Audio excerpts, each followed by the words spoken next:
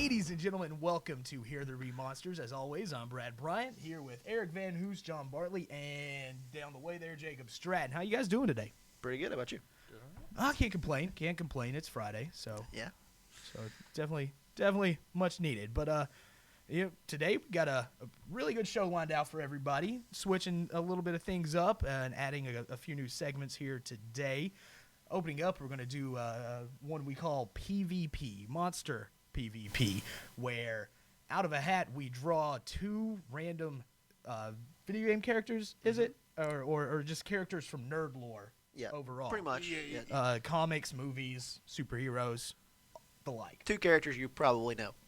And then the kicker is in a very odd or random situation, and then one player is chosen to defend the character, and then the other chosen to defend the other character, and madness ensues, and you're going to enjoy it. Yeah, you just have a debate, more or less. After that, I come in and I list my top 5 most brutal non-boss video game enemies. Really looking forward to that, and I feel like there's going to be a lot on that list that some of us have. They're the type that really make you want to turn off the entire game. You see, you know that the part's coming up where it's going to be all them, and then you just want to turn around and not play anymore. Maybe like get mad and go have some KFC or something. I mean, I'm just saying. That's what maybe. you do? Maybe. When you get scared, you just eat fried chicken? Well, I mean, I'm just saying. I might have like peeked at the list, so I mean, I'm just saying. I'm an ice cream guy, so You'll understand. You look like an ice cream guy, Jacob. You look like an ice cream guy. Good Lord. And then finally, we're going to top everything off with this month's Loot Crate unboxing. John, tell us a little bit more about that. Loot Crate's a monthly subscription box that you get all kinds of like nerdy stuff, geek stuff. Sometimes they send a T-shirt. I'm actually wearing the T-shirt from the Loot Crate right now. It's Spoiler alert. Spoiler alert. God. But I'm gonna show what's in it in a few minutes. Later in the show anyway. But it's Voltron T-shirt. It's awesome. And they do a theme every month, and this month's theme was retro. So it's got a lot of cool retro type things in it. And Like Voltron. Like Voltron. Yeah, Voltron's old school. So a lot of stuff for some of the older viewers out there to appreciate. Yeah, and there's a lot of stuff for the newer viewers too. Things are in it some really cool things in it. This month there's not a whole lot, but what's in it is really awesome. Yeah, I've seen a few Loot Crates before. I have a friend who has a subscription, and I desperately wanted to get one, and then bills. So, but they tend to. It's a nice little smorgasbord of little trinkets in there. And really excited to see what this month has in store. So let's jump into our first segment, which is PvP of myself and John Bartley in a duel of words, I suppose.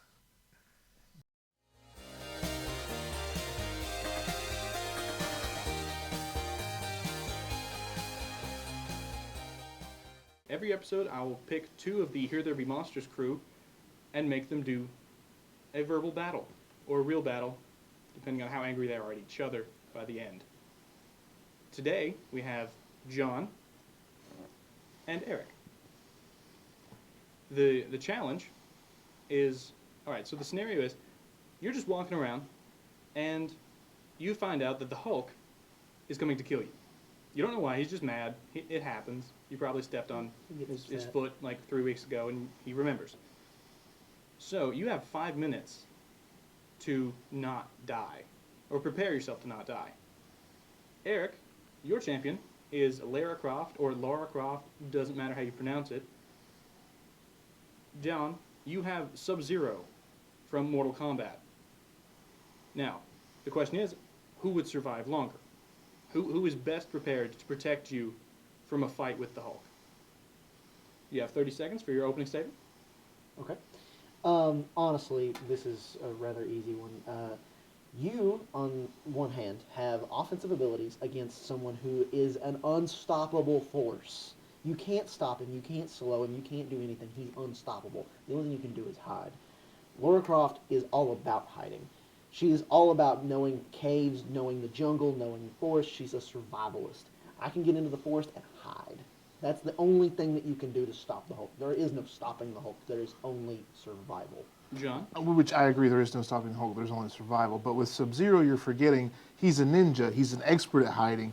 He's an expert at being craftiness, and his ice powers help him. He can freeze the ground, make Hulk slide. He's not going to crush even he crushes the ground, but I mean he'll slide. He can dictate where the Hulk goes.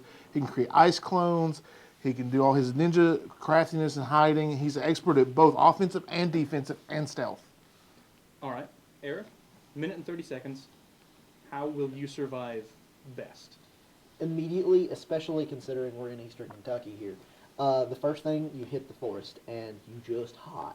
You get as close to a coal mine, whatever as you can. The Hulk is an unstoppable force of anger and rage, but he's not exactly a detective while he's the Hulk. He doesn't track you down. You get as far away from where you used to be as possible and hide. That's all you can do. And Lara Croft is absolutely suited for that.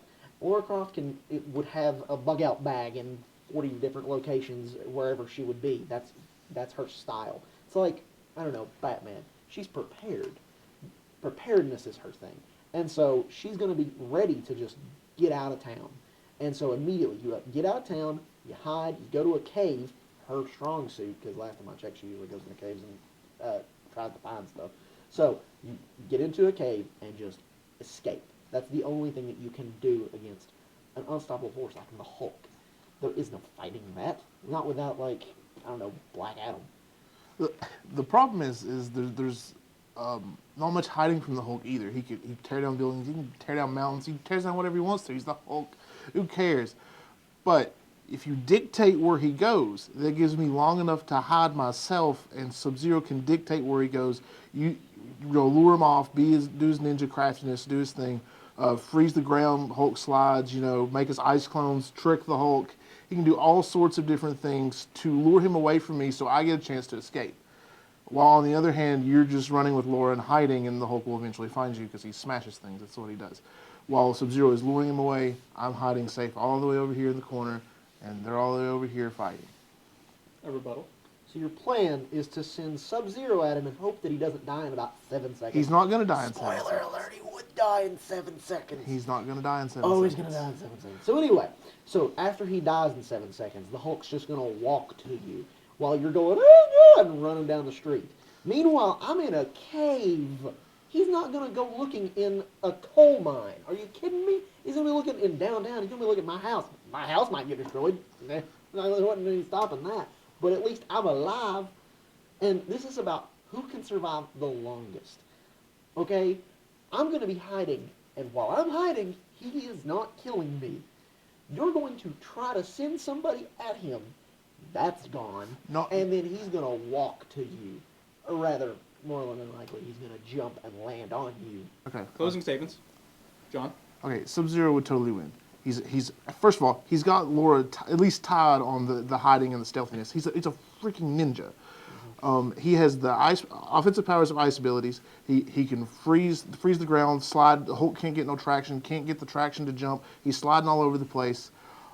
Plus, he can make ice clones, trick, deception. He has ice slides. He can do all sorts of ninja moves, ninja tricks, teleportation, name it. He's got it all. Eric?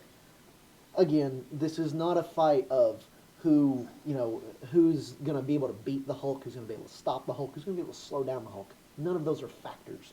None of those are going to happen. It's a fight of preparedness. Who's going to be able to live longer? Who's going to be able to get away and hide? That's the only fight here. And realistically, yes, he is a ninja.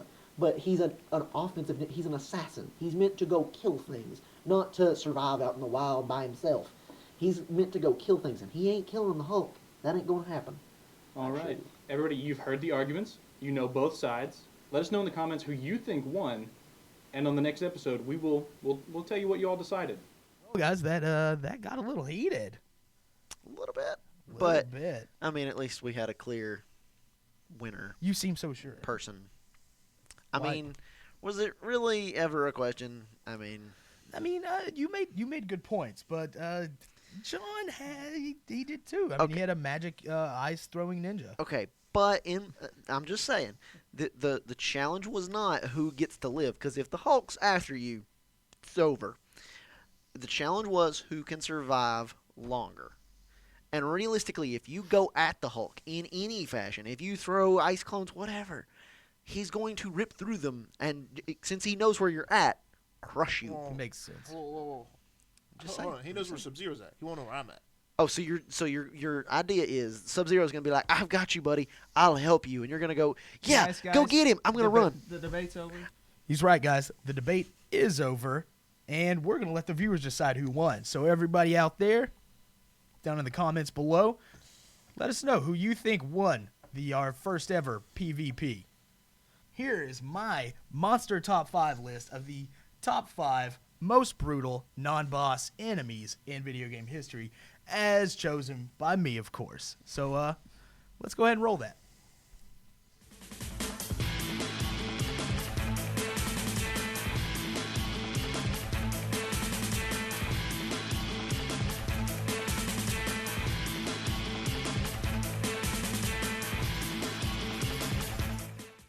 Welcome, ladies and gentlemen, to the inaugural Monster Top 5. I'm Brad Bryant, and I'll be counting down today my top 5 most brutal henchmen in gaming.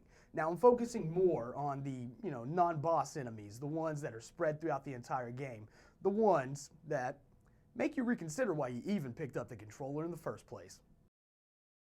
Leading the way at number 5 is none other than Resident Evil's Licker. Now, this tongue terror, although blind, is very dangerous due to its pack mentality, its razor-sharp one-hit kill claws, and its increased sense of hearing.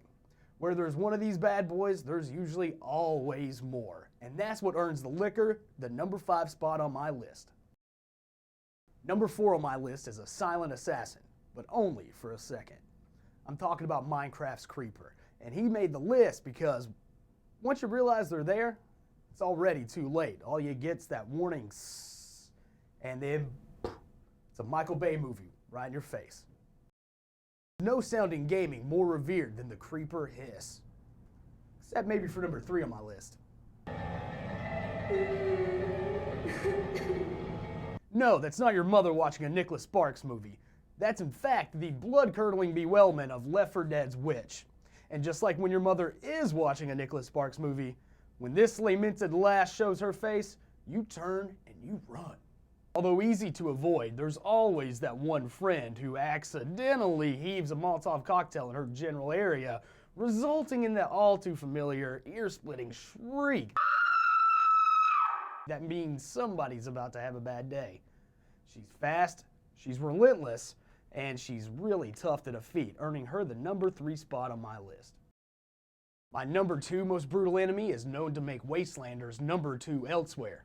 In their Vault 101 jumpsuits, of course. That's right, Fallout's very own Deathclaw locks in this spot in my list, and in my nightmares. Like the Licker, they're known for traveling in a posse full of other Deathclaws just waiting to turn your wasteland wanderer into a strange meat pie. Deathclaws are the Michael Jordans of fragmenting faces, the Wayne Gretzkys of vanquishing vault dwellers, the Babe Ruths of carving craniums, and the Joe Montanas of articulating alliteration. Last one's me. That one's me. What I'm trying to say is Deathclaws will literally kill you. It's in their name. I mean, if they were called something like, I don't know, Huggy Mittens, I would be like, oh, okay, this thing's gonna hug me with its mittens. But no, they're called Deathclaws. They're called Deathclaws. And so I'm thinking, oh, these things are gonna death me with their claws. The bottom line, long story short, try to avoid anywhere these guys hang out.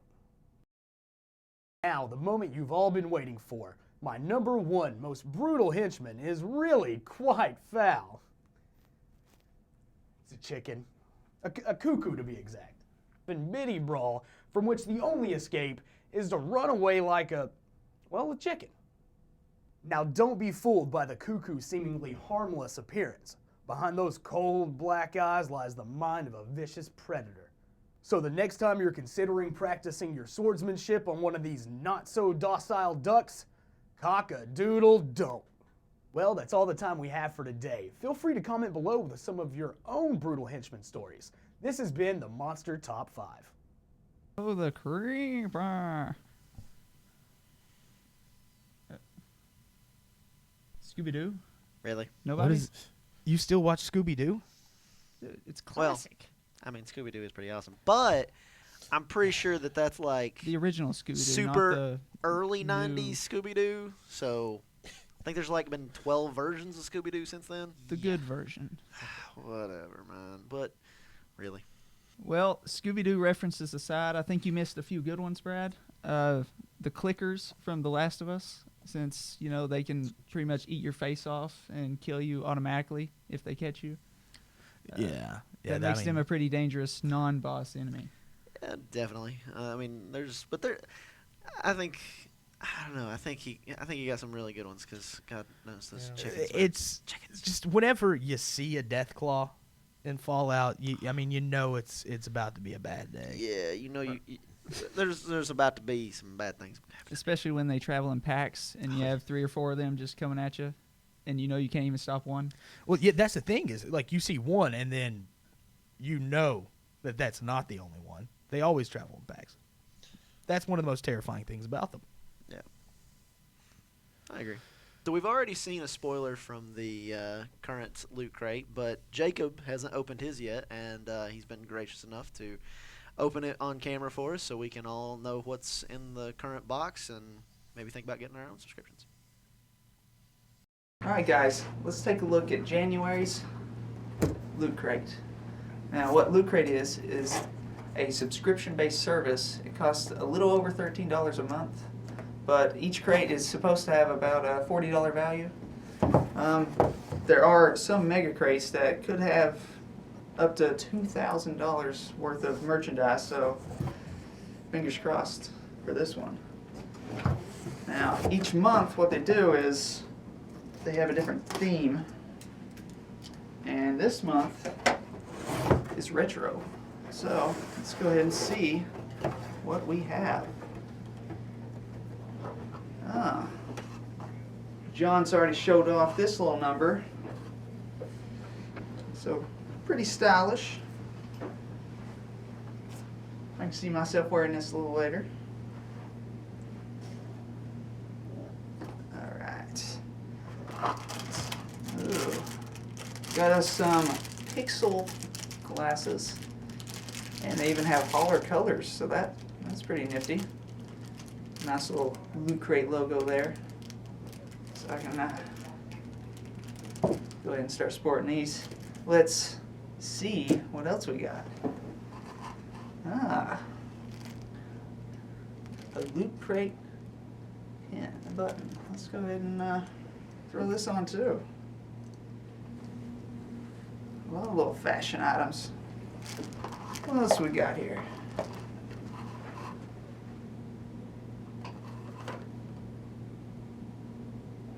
Actually, I have no idea what this is. So Analog RIP.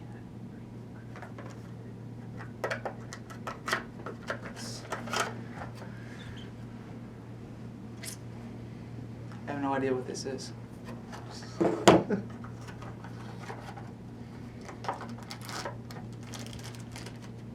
Okay, so it looks like a cartridge that you can put arms and legs on. So that's pretty neat. I'll mess around with that later. Sit it on my desk. Yeah, a box in a box on a box. That's pretty neat. Let's see if there's a way to open it. Wow, it's pretty tricky. We'll sit that down for now. Comic notebook. So for those of you who want to make your own comics, you got your own book already. And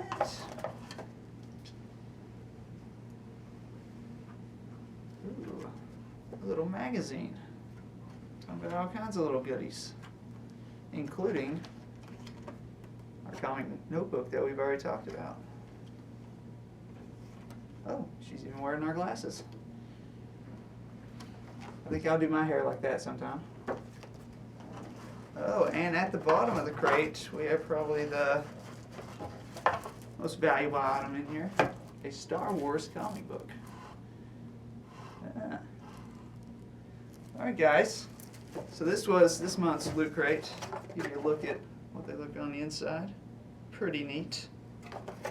Definitely a reusable box.